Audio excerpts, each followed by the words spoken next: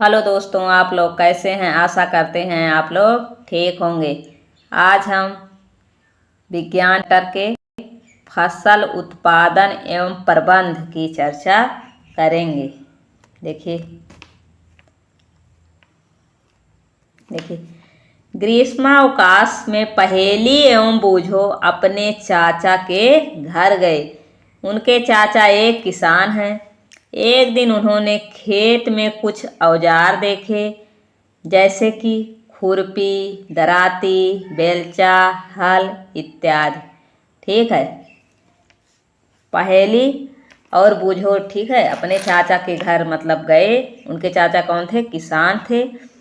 उन्होंने खेत में कुछ औजार देखे, जैसे कि खुरपी, दराती, बेलचा, हल इत्यादि।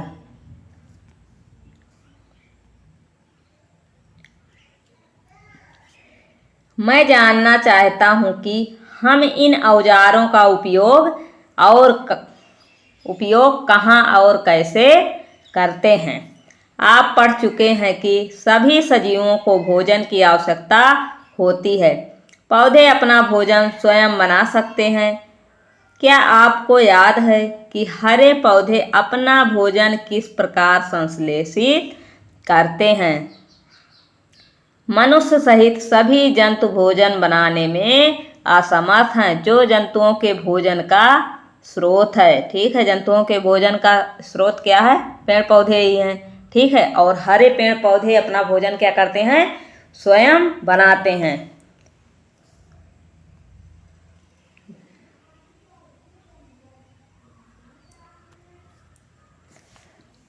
परंतु हम भोजन ग्रहण ही क्यों करते हैं? ठीक है, पहली और बूझो ने एक प्रश्न किया कि परंतु हम भोजन ग्रहण ही क्यों करते हैं।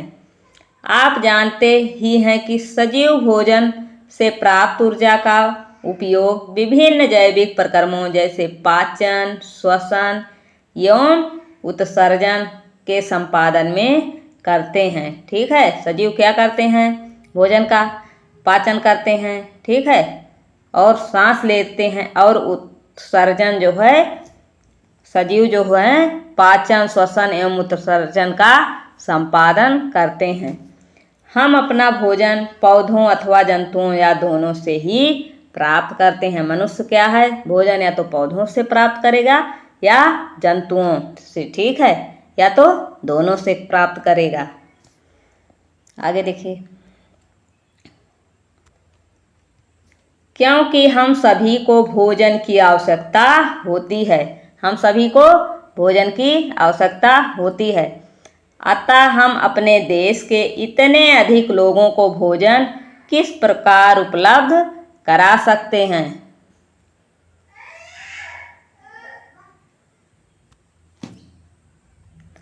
भोजन का बड़े स्तर पर उत्पादन करना आवश्यक है। एक विशाल जनसंख्या को भोजन प्रदान करने के लिए इसका नियमित उत्पादन, उचित प्रबंधन एवं वितरण आवश्यक है। ठीक है, एक विशाल जनसंख्या जो है, हमारे भारत में एक विशाल जनसंख्या रहती है, और इस भोजन इस जनसंख्या को भोजन प्रदान करने के लिए इसका नियमित उत्पादन और उचित प्रबंध, ठीक है, एवं वितरण आवश्यक है। आगे देखिए, कृषि पद्धतियाँ। लगभग 10,000 ईसा पूर्व तक मनुष्य घुमंतु थे। ठीक है, कितने ईसा पूर्व तक? 10,000 ईसा पूर्व तक। वह एक स्थान से दूसरे स्थान तक भोजन एवं आवास की खोज में समूह में विचरण करते रहते थे। वह कच्चे फल और सब्जियां खाते थे, और उन्होंने भोजन के लिए जंतुओं का शिकार करना प्रारंभ किया। कालांतर में खेती कर चावल, गेहूं एवं अन्य खाद्य फसलों को उत्पादित कर सके, इस प्रकार कृषि का प्रारंभ हुआ। ठीक है, कह रहा है मतलब 10,000 ईस्वी पूर्व तक जो है मनुष्य कैसा था? घुमंतु था। वो एक स्थान से दूसरे स्थान तक भोजन एवं आवास की खोज में क्या करता था? समूह में विचरण करता था, टहलता रहता था। ठीक है, और कच्चा फल और सब्जियां खाता था। मनुष्य क्या करता था? कच्चा फल और सब्जियां खाता था।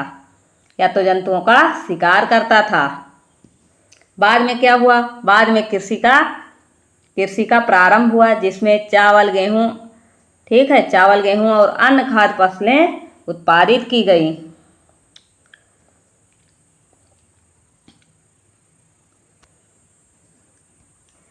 जब एक ही किस्म के पौधे किसी स्थान पर बड़े पैमाने पर उगाए जाते हैं तो इसे फसल कहते हैं। ठीक है, जब एक ही किस्म के पौधे किसी स्थान पर बड़े पैमाने पर, ठीक है, उगाए जाते हैं, बड़े क्षेत्र में उगाए जाते हैं तो उसे क्या कहते हैं? फसल कहते हैं। जैसे उदाहरण के लिए गेहूं की फसल का अर्थ है कि खेत में उगाए जाने वाले सभी पौधे गेहूं के हैं। आप जानते ही हैं फसलें विभिन्न प्रकार की होती हैं, जैसे कि अन्न, सब्जियां एवं फल। जिस मौसम में यह पौधे उगाए जाते हैं उसके आधार पर हम फसलों का वर्गीकरण कर सकते हैं। भारत एक विशाल देश है। यहाँ ताप, आर्द्रता और वर्षा जैसी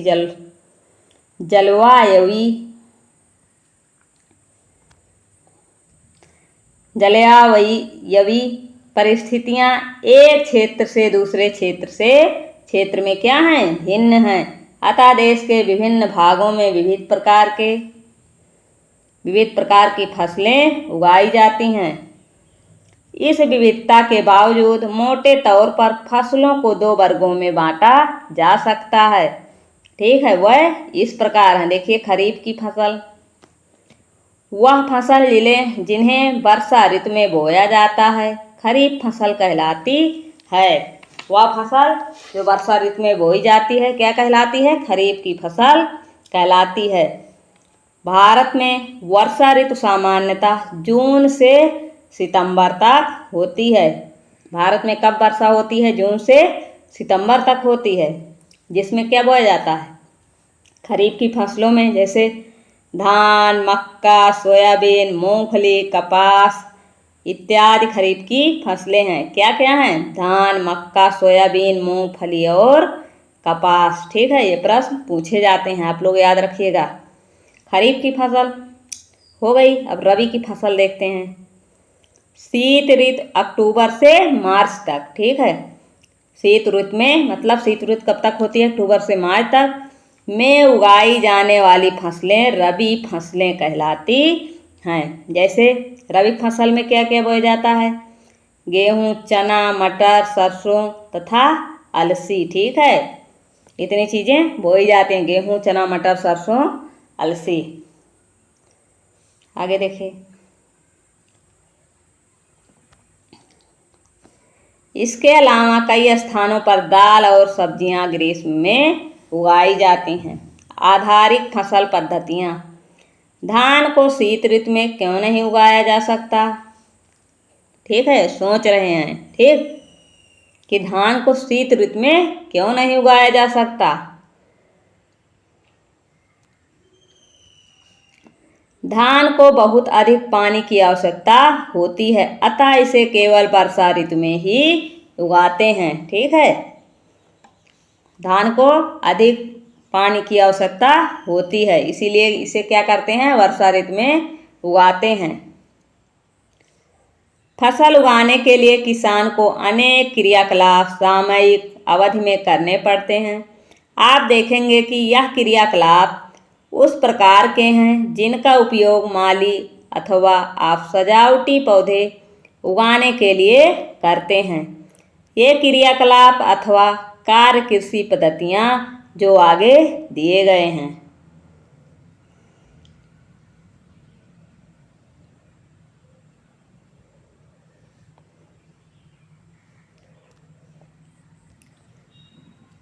जैसे मिट्टी तैयार करना, बुआई, खाद एवं उर्वरक देना, सिंचाई, खरपतवार से सुरक्षा, कटाई और भंडारण, ये सब क्या है? कृषि पद्धतियां हैं। ठीक है, आगे देखिए, मिट्टी तैयार करना। फसल उगाने से पहले मिट्टी तैयार करना क्या है? प्रथम चरण है। फसल उगाने से पहले मिट्टी तैयार करना क्या है? प्रथम चरण है। मिट्टी को पलटना तथा इसे पोला बनाना कृषि का अत्यंत महत्वपूर्ण कार्य है। इससे जड़ें भूमि में गहराई तक जा सकती हैं। पोली मिट्टी में गहराई में धंसी जड़ें भी सरलता से श्वसन कर सकती हैं। पोली मिट्टी किस प्रकार पौधों की जड़ों को सरलता से श्वसन करने में सहायक है? पोली मिट्टी मिट्टी में रहने वाले केंचुओं और सूक्ष्म जीवों की वृद्धि करने में सहायता करती है। यह जीव किसानों के मित्र हैं। ठीक है, केंचुआ क्या है? किसानों का मित्र है। ये प्रश्न बहुत पूछा जाता है। किसानों का मित्र क्या है? केंचुआ है। क्या है? केंचुआ है। क्योंकि यह मिट्टी को और पलटकर पोला करते हैं। केंचुआ क्या करते हैं? मिट्टी को पलटकर पोला करते हैं तथा ह्यूमस बनाते हैं। परंतु मिट्टी को पलटना और पोला करना क्यों आवश्यक है?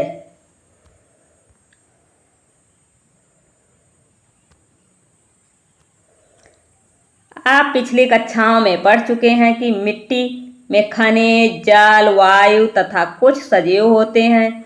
इसके अतिरिक्त मृत पौधे एवं जंतु भी मिट्टी में पाए जाने वाले जीवों द्वारा गठित होते हैं। इस प्रक्रम में मृत जीवों में पाए जाने वाले पोषक मिट्टी में नियुक्त होते हैं।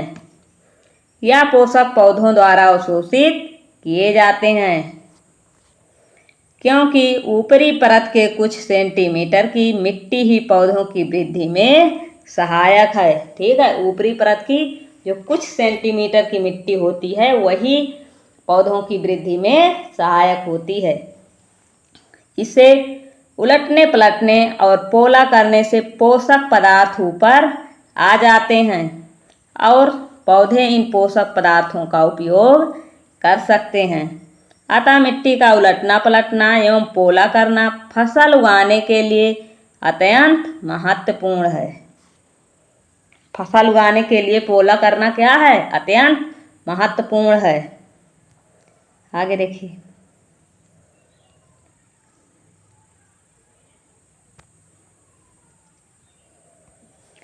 मिट्टी को उलटने पलटने एवं पोला करने की प्रक्रिया क्या कहलाती है? जुताई कहलाती है। इसे हल चलाकर करते हैं। हल लकड़ी तथा लोहे के बने होते हैं। यदि मिट्टी अत्यंत सूखी है तो जुताई से पहले इसे पानी देने की आवश्यकता भी पड़ सकती है। ठीक है, अगर मिट्टी जो है अत्यंत सूख गई है तो उसको जुताई से पहले ही क्या होता है? पानी देने की आवश्यकता पड़ जाती है। जुते हुए खेत में मिट्टी के बड़े बड़े ढेले भी हो सकते हैं। इन्हें एक पाटल की सहायता से तोड़ना पड़ता है। ठीक है, बुआई एवं सिंचाई के लिए खेत को समतल करना आवश्यक है। यह कार्य पाटल द्वारा किया जाता है। पाटल देसी भाषा में क्या कहते हैं? सरावन कहते हैं। कभी कभी जुताई से पहले खाद दी जाती है। इससे जुताई के समय खाद मिट्टी में भली भांति मिल जाती है। बुआई से पहले खेत में पानी दिया जाता है। कृषि औजार देखिए। कृषि औजार अच्छी उपज के लिए बुआई से पहले मिट्टी को भुरभुरा करना आवश्यक है। अच्छी उपज हो इसके लिए बुआई से पहले क्या किया जाता है? मिट्टी को भुरभुरा किया जाता है। यह कार्य अनेक औजारों से किया जाता है जैसे हल, कुदाली, कल्टीवेटर। इस कार्य में उपयोग किए जाने वाले प्रमुख औजार हैं। ये देखिए, खेत जोत रहे हैं किसान। देखिए ये क्या है? हल है। देखिए पहले ऐसे जुताई होती थी। ठीक है, ये देखिए जो नीचे मतलब जिससे जोत रहा है ये देखिए ये क्या है? फाल है। ठीक है, ये क्या है? हल सैफ्ट। ठीक है, ये हल को क्या कर रहा है? सेफ्टी प्रदान कर रहा है।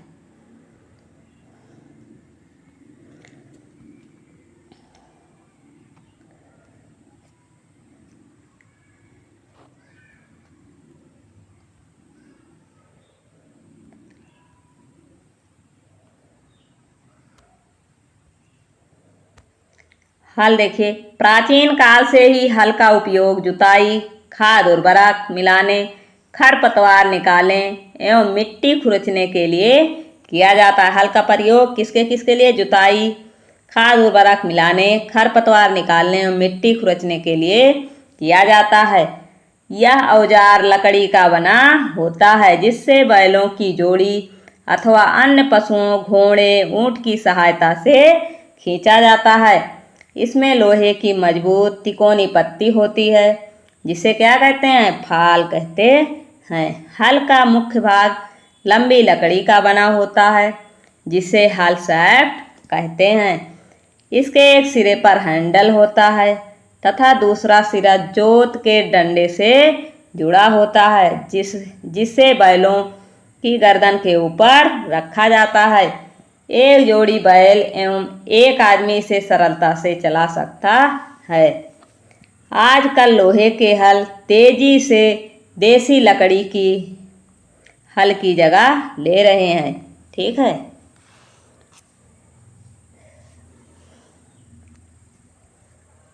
कुदाली देखिए, कुदाल क्या होती है? आप लोग देखे होंगे कुदाल। यह एक सरल औजार है जिसका उपयोग खरपतवार निकालने एवं मिट्टी को पोला करने के लिए किया जाता है। ठीक है, कुदाल का प्रयोग खरपतवार निकालने और मिट्टी को पोला करने के लिए किया जाता है। इसमें लकड़ी अथवा लोहे की छड़ होती है जिसे एक सिरे पर लोहे की चौड़ी और मुड़ी प्लेट, ये देखिए, ये है कुदाल। देखिए, ये है कुदाल। ये पकड़, ये हैंडल, ये जोत, ये मुड़ी प्लेट, ये छड़, ये क्या है? कुदाल है। लगी होती है जो ब्लेड की तरह कार्य करती है। इसका दूसरा सिरा पशुओं द्वारा खींचा जाता है। कल्टीवेटर क्या होता है? आजकल जुताई ट्रैक्टर द्वारा संचालित कल्टीवेटर से की जाती है। कल्टीवेटर के उपयोग से श्रम एवं समय दोनों की बचत होती है। देखिए, ये कल्टीवेटर, ये देखिए, ये नीचे वाला क्या है? कल्टीवेटर है, ट्रैक्टर है। आप लोग जानते होंगे इसे। देखिए, बुआई क्या होती है? बुआई फसल उत्पादन का सबसे महत्वपूर्ण चरण है। बोने से पहले अच्छी गुणवत्ता वाले साफ एवं स्वस्थ बीजों का चयन किया जाता है। किसान अधिक उपज देने वाले बीजों की प्राथमिकता देता है। ठीक है, किसान क्या करता है? जो अच्छी उपज वाले बीज होते हैं उन्हीं को क्या करता है? प्राथमिकता देता है। बीजों का चयन। एक दिन मैंने अपनी माँ को देखा कि माँ चने के कुछ बीज एक बर्तन में रखकर उसमें कुछ पानी डाल रही हैं। कुछ मिनट पश्चात कुछ बीज पानी के ऊपर तैरने लगे। मुझे आश्चर्य हुआ कि कुछ बीज पानी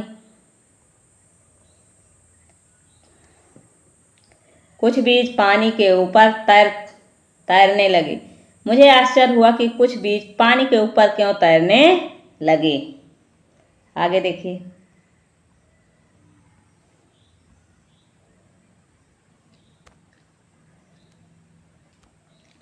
एक बीकर लेकर इसे पानी से आधा भरिए। इसमें एक मुट्ठी गेहूं के दाने डालकर भली भांति हिलाइए। कुछ समय प्रतीक्षा कीजिए। क्या कुछ बीज जल के ऊपर तैरने लगते हैं? जो बीज पानी में बैठ जाते हैं वह हल्के हैं या भारी हैं? ठीक है, जो पानी मतलब तली में बैठ जाते हैं वो हल्के हैं कि भारी हैं?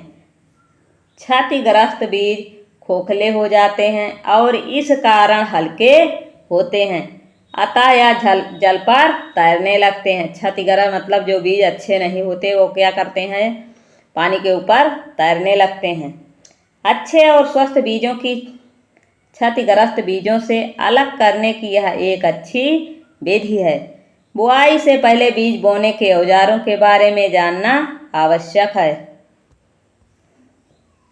परंपरागत औजार। ठीक है, पहला क्या है? परंपरागत औजार। परंपरागत रूप से बीजों को बुआई से इस्तेमाल किए जाने वाला औजार कीप के आकार का होता है। बीजों को कीप के अंदर डालने पर या 3 नुकीले सिरों वाले पाइपों से गुजरते हैं। ये सिरे मिट्टी को भेद कर बीज को स्थापित करते हैं। देखिए, ये देखिए बीज बोने का पारंपरिक तरीका। ठीक है, ये देखिए बीज बोने का क्या है, पारंपरिक तरीका है।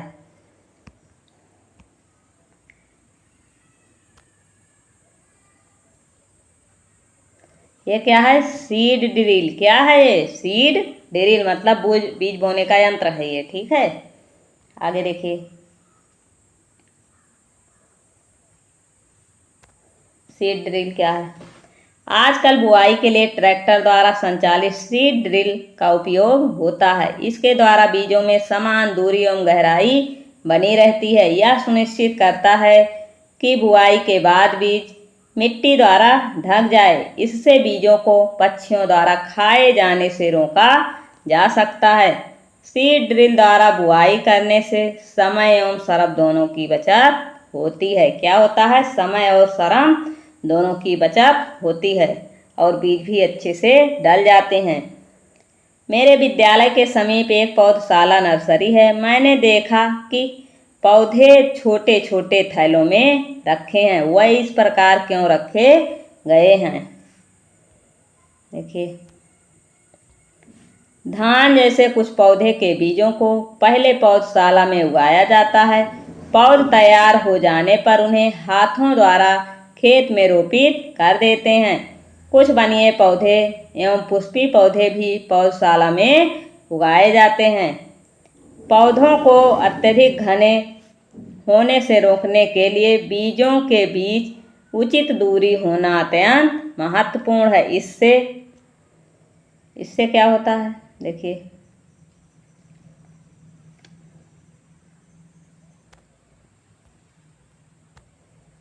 इससे पौधों को सूर्य का प्रकाश, पोषक एवं जल पर्याप्त मात्रा में प्राप्त होता है। अधिक घनेपन को रोकने के लिए कुछ पौधों को निकाल कर हटा दिया जाता है। खाद एवं उर्वरक मिलाना, ठीक है, वह पदार्थ जिन्हें मिट्टी में पोषक स्तर बनाए रखने के लिए मिलाया जाता है उन्हें खाद एवं उर्वरक कहते हैं। ठीक है, वह पदार्थ जिन्हें मिट्टी में पोषक स्तर को बनाए रखने के लिए मिलाया, मतलब पोषक तत्व बनाए रखने के लिए मिलाया जाता है, क्या है, खाद एवं उर्वरक हैं। आगे देखिए, मैंने एक खेत में उगने वाली स्वस्थ फसल पौधों को देखा, जबकि पास के खेत में पौधे कमजोर थे। कुछ पौधे अन्य पौधों की तुलना में ज़्यादा अच्छी तरह क्यों उगते हैं। मिट्टी फसल को खनिज पदार्थ प्रदान करती है। मिट्टी क्या है, फसल को क्या प्रदान करती है, खनिज पदार्थ। या पोषक पौधों की वृद्धि के लिए आवश्यक है। कुछ क्षेत्रों में किसान खेत में एक के बाद दूसरी फसल उगाता है। ठीक है, कुछ जगहों पर जो है किसान क्या करता है, एक फसल के बाद दूसरी फसल उगाता है। खेत कभी भी खाली नहीं छोड़े जाते। कल्पना कीजिए कि पोषकों का क्या होता है। ठीक है, कल्पना कीजिए पोषकों का क्या होता है।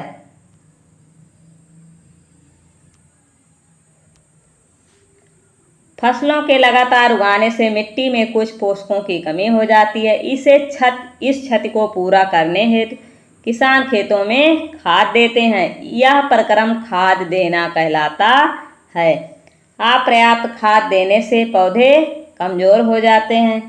खाद एक कार्बनिक जैविक पदार्थ है। खाद क्या है, कार्बनिक जैविक पदार्थ है जो कि पौधों या जंतु अपशिष्ट से प्राप्त होती है। किसान पादप एवं जंतु अपशिष्टों को एक गड्ढे में डालते जाते हैं तथा इसका अपघटन होने के लिए खुले में छोड़ देते हैं। अपघटन कुछ सूक्ष्म जीवों द्वारा होता है। अपघटित पदार्थ खाद के रूप में उपयोग किया जाता है। आप कक्षा 6 में वर्मी कंपोस्टिंग अथवा केंचुओं द्वारा खाद तैयार करने के विषय में पढ़ चुके हैं। ठीक है, क्लास 6 में।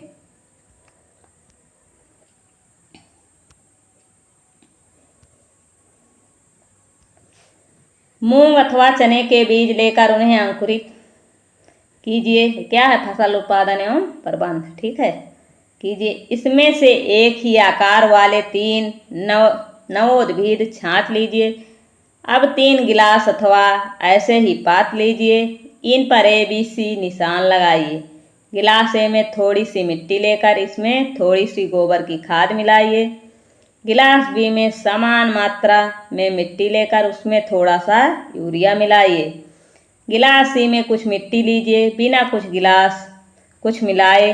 अब इसमें पानी की समान मात्रा डालकर सुरक्षित स्थान पर रख दीजिए। प्रतिदिन पानी देते रहिए। 7 से 10 दिनों बाद उनकी वृद्धि को नोट कीजिए। ठीक है, आप लोग करिएगा घर पे।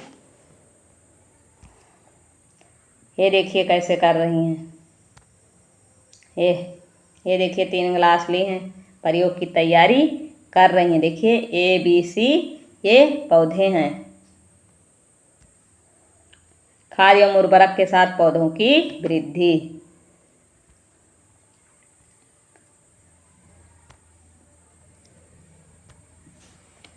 क्या तीनों गिलासों के पौधों में वृद्धि की गति एक समान है? किस गिलास में पौधों की वृद्धि बेहतर है? किस गिलास में पौधों की वृद्धि अधिक है? उर्वरक रासायनिक पदार्थ हैं जो विशेष पोषकों से समृद्ध होते हैं। वह खाद से कैसे भिन्न है? उर्वरक की उत्पादन फैक्ट्रियों में किया जाता है। उर्वरक के कुछ उदाहरण जैसे urea, ammonium sulphate, super phosphate, potash, NPK, nitrogen, phosphate, potassium. इनके उपयोग से किसान को गेहूं, धान तथा मक्का जैसी फसलों की अच्छी उपज प्राप्त करने में सहायता मिलती है। ठीक है, इन सभी की सहायता से। परंतु उर्वरकों के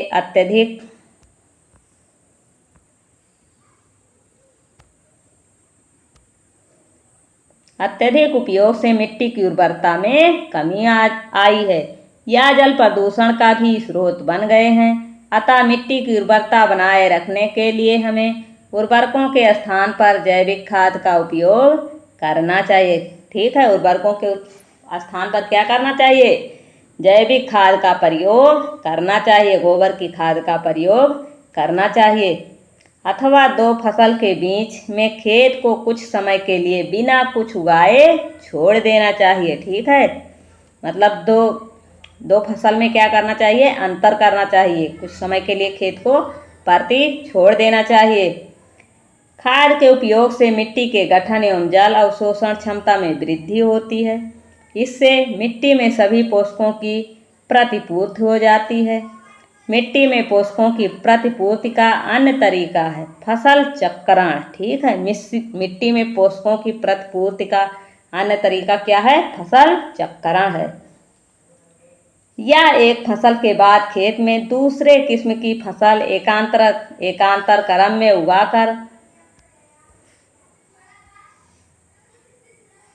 उगाकर किया जा सकता है। पहले उत्तर भारत में किसान फलीदार चारा एक ऋतु में उगाते थे तथा गेहूं दूसरी ऋतु में। इससे मिट्टी में नाइट्रोजन का पुनः पूरण होता रहता है। किसानों को इस पद्धति को अपनाने के लिए प्रोत्साहित किया गया है। पिछली कक्षाओं में आप राइजोबियम बैक्टीरिया के विषय में पढ़ चुके हैं। ठीक है, राइजोबियम बैक्टीरिया क्या होता है? यह फलीदार लेग्यूमिनस पौधों की जड़ों की ग्रंथियों में पाए जाते हैं और वायुमंडलीय नाइट्रोजन का स्थिरीकरण करते हैं। देखिए 43 का उर्वरक और खाद। एक तरफ उर्वरक है, एक तरफ खाद है। देखिए उर्वरक एक मानव निर्मित लवण है। खाद क्या है? खाद एक प्राकृतिक पदार्थ है जो गोबर एवं पौधों के अवशेष के विघटन से प्राप्त होता है। उर्वरक का उत्पादन फैक्ट्रियों में होता है। कहाँ होता है? फैक्ट्रियों में। खाद खेतों में बनाई जा सकती है। उर्वरक से मिट्टी को ह्यूमस प्राप्त नहीं होती। खाद से मिट्टी को ह्यूमस प्रचुर मात्रा में प्राप्त होती है। उर्वरक में पादप पोषक जैसे कि नाइट्रोजन, फास्फोरस तथा पोटेशियम प्रचुरता में होते हैं। उर्वरक में क्या होते हैं? नाइट्रोजन, फास्फोरस तथा पोटेशियम। खाद से पादप पोषक तुलनात्मक रूप से कम होते हैं। आगे देखिए,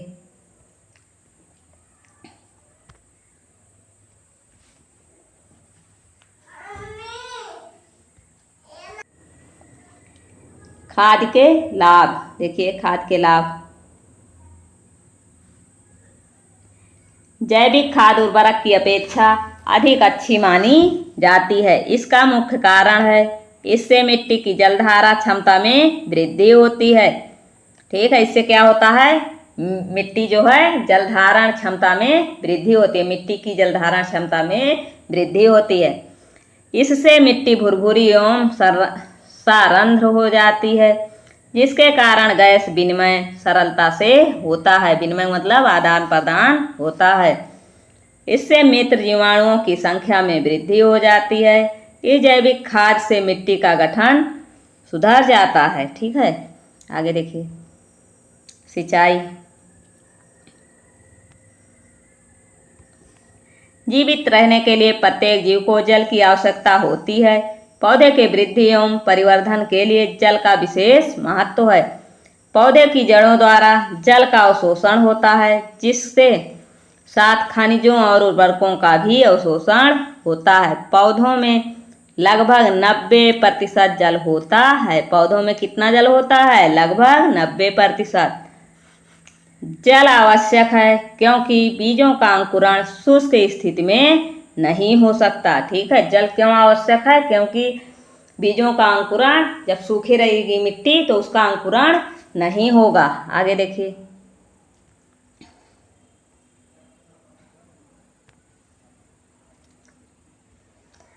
जल में घुले हुए पोषक का स्थानांतरण पौधे के प्रत्येक भाग में होता है। यह फसल की पाले एवं गर्म हवा से रक्षा करता है। स्वस्थ फसल वृद्धि के लिए मिट्टी की नमी को बनाए रखने के लिए खेत में नियमित रूप से जल देना आवश्यक है। ठीक है, मिट्टी में नमी रहे, इससे क्या होता है, इसके लिए हमें नियमित रूप से जल देना आवश्यक है। निश्चित अंतराल पर खेत में जल देना सिंचाई कहलाता है। सिंचाई क्या है, निश्चित अंतराल पर खेत में जल देना। सिंचाई को समय एवं बारंबारता फसलों, मिट्टी एवं ऋतु में भिन्न होता है।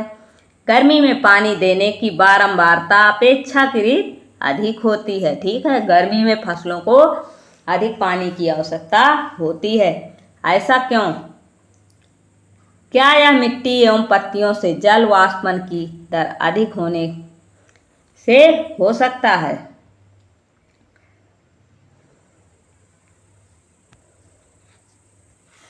इस वर्ष पानी देते समय मैं अधिक सतर्क हूँ। पिछली गर्मियों में मेरे पौधे सूख और मर गए थे। सिंचाई के स्रोत। सिंचाई के स्रोत क्या है? कुएं, नलकूप, तालाब, झील, नदियां, बांध एवं नहर। ठीक है, जल के स्रोत हैं। आगे देखिए, ये देखिए कुआं।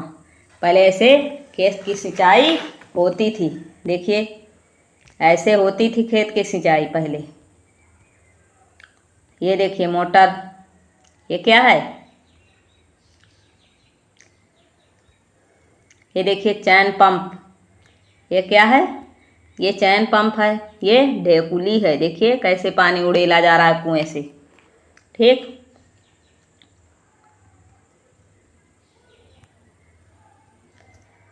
सिंचाई के पारंपरिक तरीके। कुओं, झीलों एवं नहरों में उपलब्ध जल को निकालकर खेतों तक पहुंचाने के तरीके विभिन्न क्षेत्रों में भिन्न भिन्न हैं। मवेशी अथवा मजदूर इन विधियों में इस्तेमाल किए जाते हैं, अतः यह सस्ते हैं परंतु यह कम दक्ष हैं। भिन्न पारंपरिक तरीके निम्न हैं, जैसे मोट या घिरनी, ये और चेन पंप, ढेकली, राहट, उत्तोलक तंत्र। ठीक है, ये देखिए ढेकली, ये राहट है। देखिए राहट किसने देखा है? देखिए कमेंट में बताइएगा। ये है राहट। ठीक है,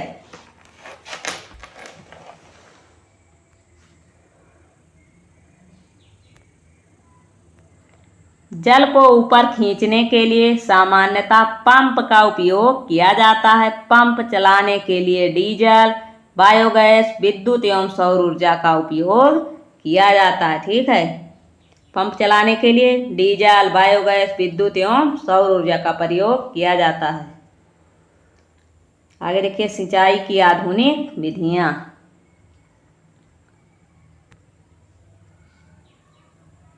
देखिए सिंचाई की आधुनिक विधियों द्वारा हम जल का उपयोग मितव्ययता से कर सकते हैं। मुख्य विधियां निम्न है। पहला क्या है? छिड़काव तंत्र। छिड़काव तंत्र को अंग्रेजी में क्या कहते हैं? Sprinkler system. इस विधि का उपयोग असमतल भूमि के लिए किया जाता है जहां पर जल की कम मात्रा में उपलब्ध है। जहां पर जल कम मात्रा में उपलब्ध है। ऊर्ध्व पाइपों, नलों के ऊपरी सिरों पर घूमने वाले नोजल लगे होते हैं या पाइप निश्चित दूरी पर मुख्य पाइप से जुड़े होते हैं।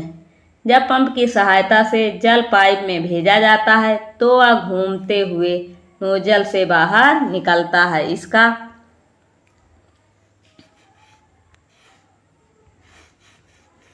इसका छिड़काव पौधे पर इस प्रकार होता है जैसे वर्षा हो रही हो। छिड़काव लान कॉफी की खेती एवं कई अन्य फसलों के लिए अत्यंत आवश्यक है। ड्रिप विधि क्या होती है? इस विधि में जल बूंद बूंद करके सीधे पौधों की जड़ों में गिरता है। अतः ये देखिए ड्रिप तंत्र, ये क्या है? ड्रिप तंत्र है। ठीक है, आगे देखिए। और ये क्या है? ये छिड़काव तंत्र है। देखिए कैसे छिड़क रहा है पानी, ये देख रहे हैं ना। आगे देखिए।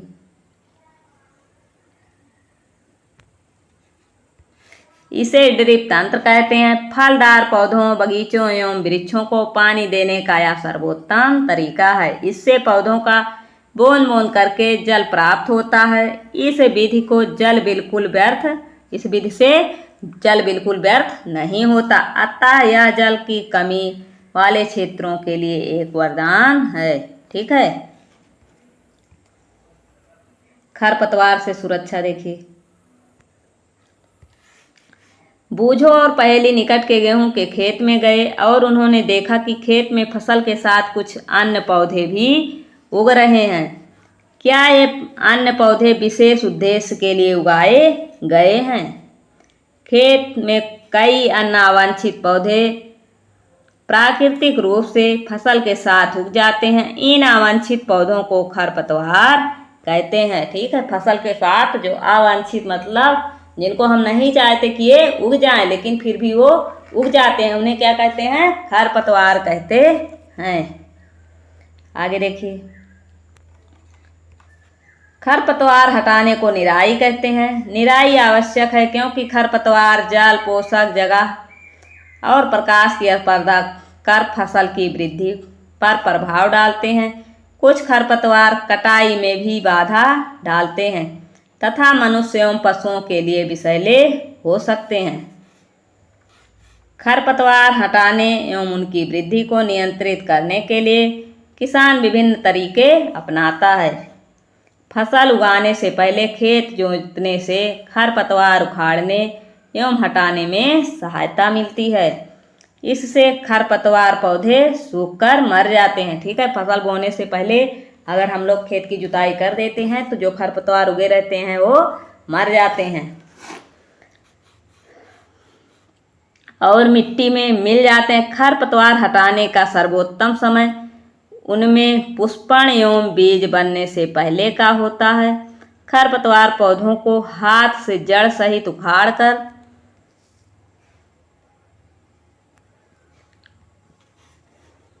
अथवा भूमि के निकट से काटकर समय समय पर हटा दिया जाता है। यह कार्य खुरपी या हेरो की सहायता से किया जाता है। रसायनों के उपयोग से भी खरपतवार नियंत्रण किया जाता है जिन्हें खरपतवार नाशी कहते हैं। जैसे 2,4-D खेतों में इनका छिड़काव किया जाता है। किसका? 2,4-D का, जिससे खरपतवार पौधे मर जाते हैं। परंतु फसल को कोई हानि नहीं होती। खरपतवार नाशी को जल में आवश्यकता अनुसार मिलाकर स्प्रेयर मतलब फुहारा की सहायता से खेत में छिड़काव करते हैं। ठीक है, फुहारा की सहायता से कीटनाशी का छिड़काव करते हैं। ये देखिए खरपतवार नाशी ये छिड़क रहे हैं ना। आगे देखिए, क्या खरपतवार नाशी का प्रभाव इसको छिड़कने वाले व्यक्ति पर भी पड़ता है? ठीक है, चलो देखते हैं। जैसा पहले बताया गया, खरपतवार की वृद्धि के समय तथा पुष्पन एवं बीज बनने के पहले ही खरपतवार नाशी का छिड़काव करते हैं। खरपतवार नाशी के छिड़काव से किसान के स्वास्थ्य पर भी प्रभाव पड़ सकता है, अतः उन्हें इन रसायनों का प्रयोग सावधानी पूर्वक करना चाहिए। छिड़काव करते समय उन्हें अपना मुंह एवं नाक कपड़े से ढक लेनी चाहिए। ठीक है, मुंह और नाक कपड़े से ढक लेनी चाहिए। देखो, चलो कटाई देखते हैं। फसल की कटाई एक महत्वपूर्ण कार्य है। फसल पक जाने के बाद उसे काटना कटाई कहते हैं। फसल पक जाने के बाद उसे काटना क्या कहलाता है? कटाई कहलाता है। कटाई के दौरान या तो पौधे को खींचकर उखाड़ लेते हैं अथवा उसे धरातल के पास से काट लेते हैं। एक अनाज फसल को पकने से लगभग 3 से 4 महीने का समय लगता है। एक अनाज की जो फसल होती है उसे पकने में 3 से 4 महीने का समय लगता है। हमारे देश में दराती की सहायता से हाथ द्वारा कटाई की जाती है अथवा एक मशीन का उपयोग किया जाता है जिसे हार्वेस्टर कहते हैं। काटी गई फसल से बीज दानों को भूसे से अलग करना होता है, इसे थ्रेसिंग कहते हैं। यह कार्य कंबाइन मशीन, ये देखिए दराती, ये क्या है? दराती है। आगे देखिए,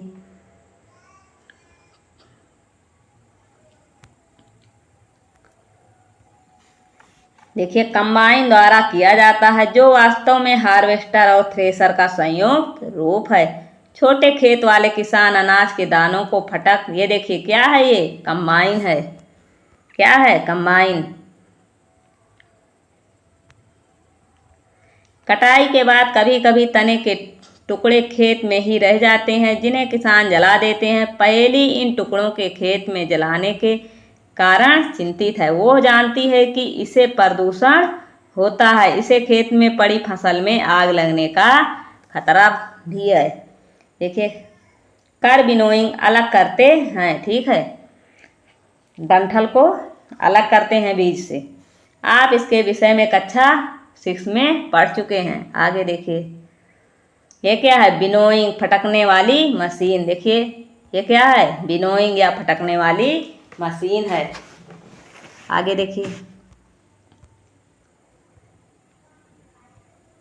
कटाई पर्व। ठीक है, क्या है? कटाई पर्व।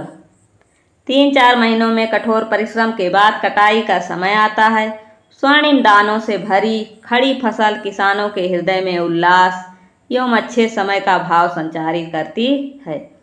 यह समय थोड़ा आराम करने एवं खुशी मनाने का है, क्योंकि पिछली ऋतु के प्रयत्न का फल मिलता है।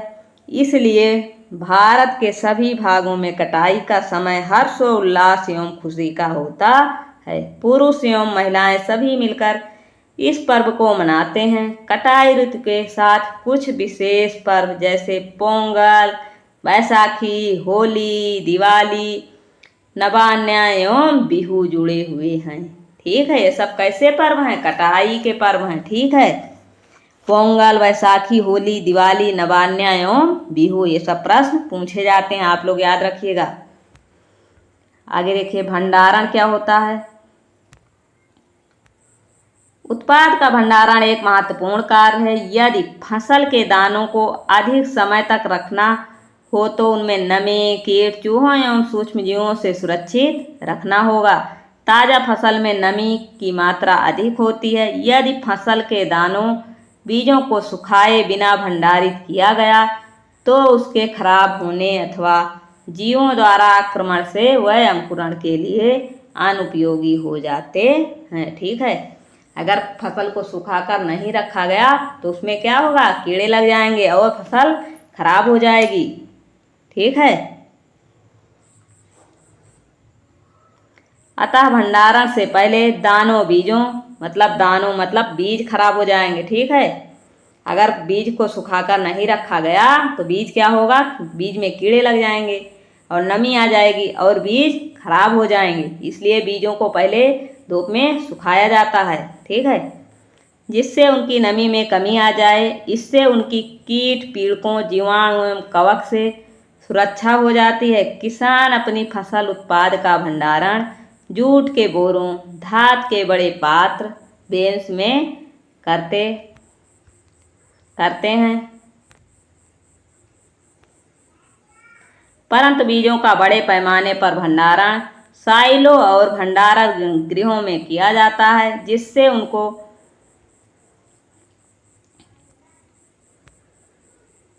देखिए पहेली क्या सोच रही हैं। मैंने अपनी माँ को अनाज रखे लोहे के ड्रम में नीम की सूखी पत्तियां रखते देखा, मुझे आश्चर्य हुआ क्यों। ठीक है, आगे देखिए।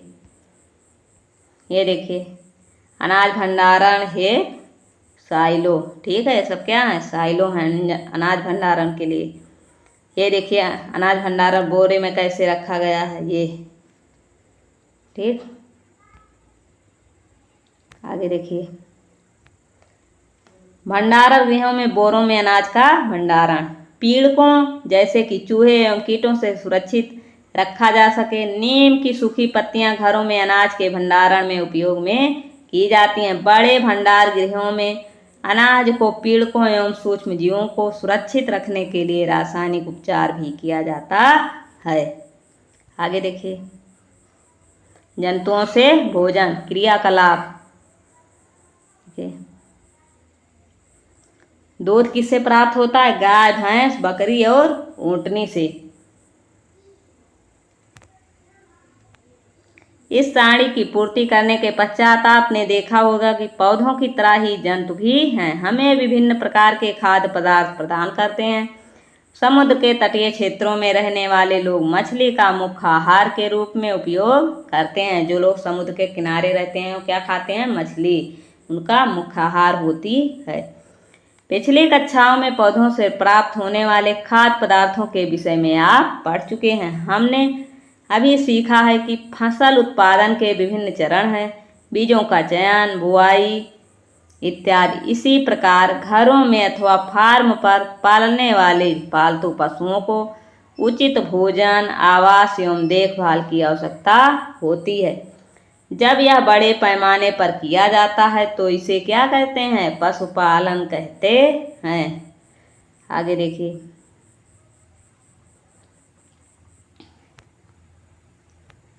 मछली स्वास्थ्य के लिए अच्छा आहार है। हमें मछली से कॉड लीवर तेल मिलता है, जिसमें विटामिन डी अधिक मात्रा में पाया जाता है। मछली के तेल में क्या पाया जाता है, विटामिन डी। ठीक है, ये सब प्रश्न पूछे जाते हैं।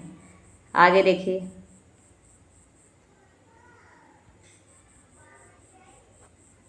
प्रमुख शब्द क्या हैं इसमें, कृषि पद्धतियां, पशुपालन, फसल, उर्वरक, भंडारण, कटाई, सिंचाई, खरीफ, खाद और हल,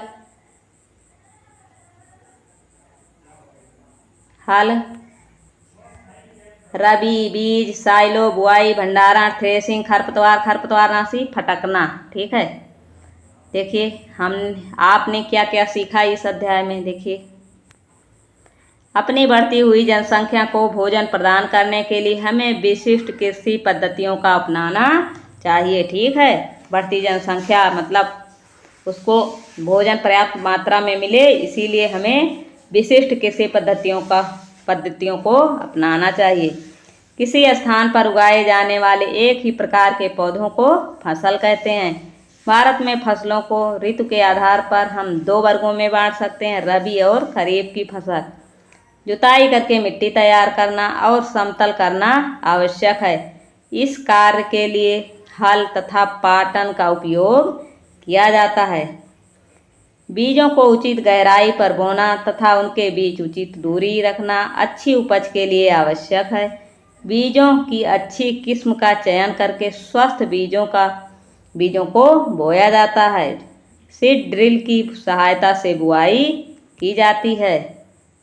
आगे देखिए। मिट्टी में पोषकों की समृद्धि और पुनःपूर्ति की आवश्यकता होती है, जिसे कार्बनिक खाद तथा उर्वरक के उपयोग से किया जाता है। फसलों की नई किस्मों के आने से रासायनिक उर्वरकों के उपयोग में बहुत वृद्धि हुई है। उचित समय एवं अंतराल पर फसल को जल देना क्या कहलाता है? सिंचाई कहलाता है। निराई में अवांछित एवं बिना उगाए पौधों को हटाया जाता है, जिन्हें क्या कहते हैं? खरपतवार कहते हैं। कटाई का अर्थ है पकी हुई फसल को हाथों या मशीन से काटना। दानों को भूसे से अलग करना थ्रेसिंग कहलाता है। बीजों को पीड़कों एवं सूक्ष्म जीवों से संरक्षित करने के लिए उचित भंडारण आवश्यक है। पशुओं को पालकर भी खाद्य पदार्थ प्राप्त किया जाता है, इसे पशुपालन कहते हैं। ठीक है, आज के अध्याय में बस इतना ही।